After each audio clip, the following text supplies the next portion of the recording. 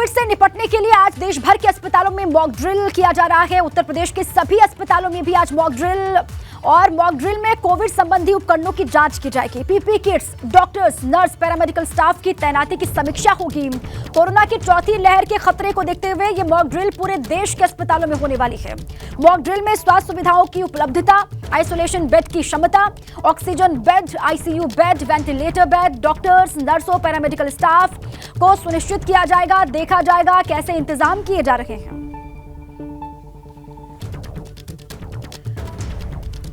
देखिए mock drill में होगा क्या। मॉक ड्रिल में इन्हें परखा जाएगा। आपको बताते हैं अस्पताल किस तरह से कोरोना से निपटने को तैयार है, इसको भी देखा जाएगा। राज्यों के अस्पतालों में हालात कैसे, इंफ्रास्ट्रक्चर को लेकर इसको भी देखा जाएगा। अस्पतालों में पीपीई किट की उपलब्धता कितनी है, इसको भी परखा जाएगा। और साथ ही साथ अस्पतालों में N95 मास्क हैं या फिर नहीं है, इसको भी सुनिश्चित किया जाएगा। डॉक्टर्स, नर्स, पैरामेडिकल स्टाफ की ये लोगों को हर रोज जरूरत पड़ने वाली लॉन्ड्री बिजनेस शुरू करके महीने का 3 लाख फायदा बनाते हैं। आपको करना है तो फ्रीडम ऐप को अभी डाउनलोड कीजिए। तैनाती सुनिश्चित की जाएगी और साथ ही साथ अस्पतालों में वेंटिलेटर्स हैं या फिर नहीं, इसको लेकर भी देखा जाएगा।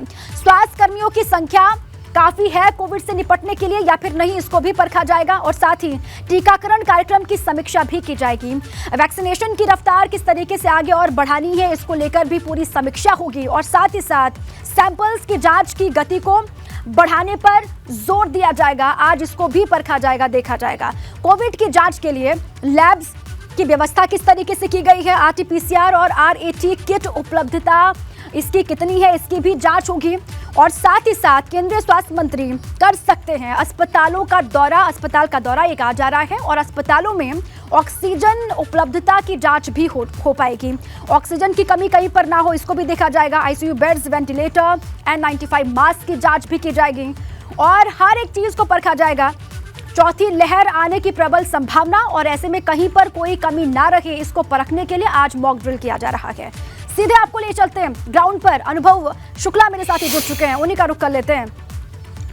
अनुभव, कहां पर आपकी मौजूदगी है और वहां पर किस तरीके से मॉक ड्रिल किया जाएगा, इसका मकसद क्या है, अस्पताल की तरफ से क्या कुछ कहा जा रहा है, बताएं अनुभव।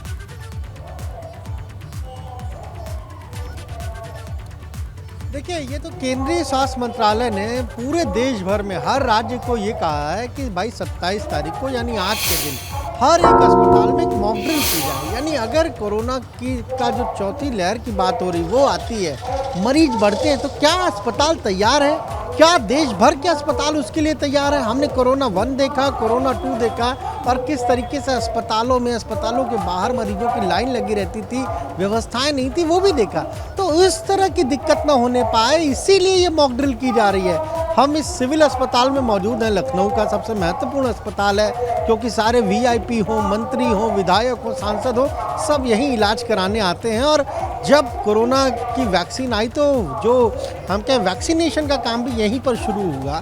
तो आज यहाँ पर भी मॉक ड्रिल होनी है और यहाँ एक अच्छी चीज़ हमें ज़रूर नज़र आ रही है कि ज़्यादातर मरीज़ जो आ रहे हैं मास्क लगाए हुए हैं और जो गेट है, अस्पताल का गेट है, वहाँ पर हालांकि अस्पताल की तरफ से नहीं लेकिन बाहरी लोग ज़रूर मास्क बेच रहे हैं कि बिना मास्क के कोई भीतर ना जाए। दूसरा, public announcement system, loud speaker लगाया गया है और लगातार ये कहा जा रहा है कि अगर किसी को बुखार है तो वो घर से ना निकले, ज़रूर वो अपनी जांच कराए। साथ ही साथ जो प्रिकॉशन डोज की बात है वो भी सभी लोग लगवाएं। लेकिन अब सबसे महत्वपूर्ण है कि इसी राजधानी लखनऊ में कोविशील्ड तो है ही नहीं और कोवैक्सीन भी बहुत कम बची हुई है। जो सेंटर बनाए गए थे वहाँ पर भी वैक्सीनेशन हो नहीं रहा है, पूरी तरह से ठप पड़ा हुआ है। इसीलिए 2 दिन पहले उत्तर प्रदेश के स्वास्थ्य मंत्री जो है ब्रजेश पाठक, उन्होंने केंद्रीय स्वास्थ्य मंत्रालय को चिट्ठी लिखा, पत्र लिखा कि भाई वैक्सीन की डोज भेजी जाए, तभी तो लोगों को प्रिकॉशन डोज हम लगवा पाएंगे। तो ज़्यादातर जगहों पर एक तो वैक्सीन की भी कमी हो गई है। हाँ, आज ये मॉक ड्रिल हो रही तो इसमें हर एक तैयारी को परखा जाएगा। अब हमने देखा जब कोरोना की दूसरी लहर थी तो कैसे बहुत सारे ऑक्सीजन का हम कहें प्लांट लगाए गए, कंसंट्रेटर आए, फिर उसके अलावा आप देखिए जो वेंटिलेटर थे वो आए, उन सारी चीज़ों को देखा जाएगा। देखिए मॉक ड्रिल की तैयारी हो रही है, यहाँ पर स्ट्रेचर रखे हुए हैं, इन्हीं स्ट्रेचर पर हम कहें जो मॉक ड्रिल के दौरान पेशेंट हैं वो जाएंगे, उन्हें फिर अलग अलग जो कोविड वार्ड बनाया जाएगा वहाँ पर रखा जाएगा। फिर सारी चीज़ों को देखा जाएगा कि ये जो प्लांट है वो चल रहा है नहीं चल रहा है, वेंटिलेटर है क्रियाशील है नहीं है, और जो इंतज़ाम है वो सारी चीज़ें हैं या नहीं है। तो ये एक मॉक ड्रिल है, एक तैयारी है। हर कोई तो यही कह रहा है, मना रहा है कि कोई भी लहर ना आए, इस तरह की दिक्कत ना होने पाए, कोविड फिर से ना आए।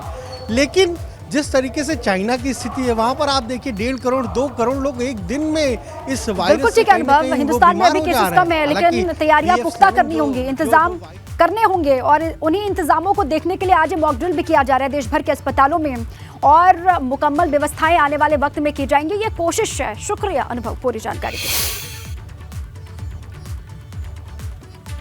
देखिए, देश में कोरोना की चौथी लहर आने की आशंका से जुड़ी बड़ी खबर आपको बता दें। एक्सपर्ट डॉक्टर्स ने कोरोना को लेकर प्रयागराज में मंथन किया। आईएमए से जुड़े करीब 1000 डॉक्टर्स ने मौजूदा हालात पर चर्चा की है। कई डॉक्टर्स केंद्रीय स्वास्थ्य मंत्री की बैठक में शामिल हुए थे।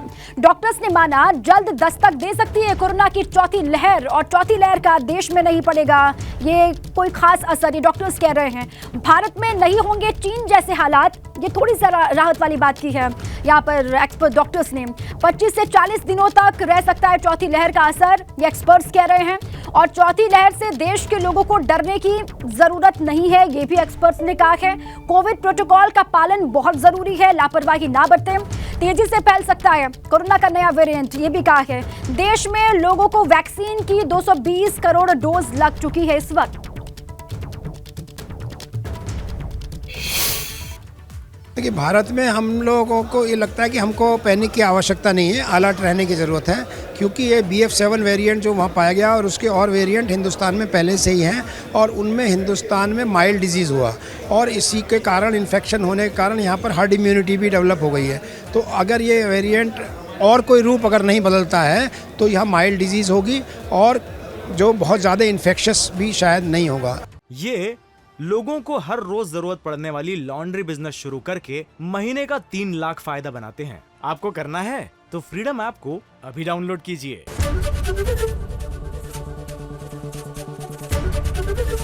ABP गंगा, खबर आपकी, जुबान आपकी।